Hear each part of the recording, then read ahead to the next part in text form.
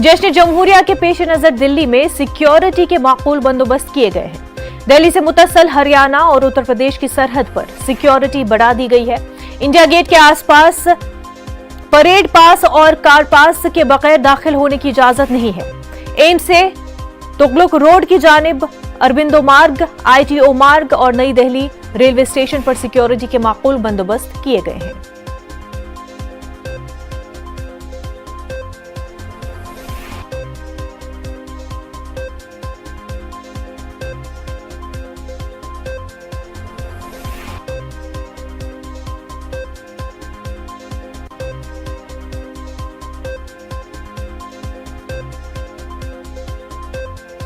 हमारे जितने भी पुलिसकर्मी हैं भारी नंबरों में तैनात है और बहुत ही इंटेंसिव और मुस्तैदी से चेकिंग हो रही है।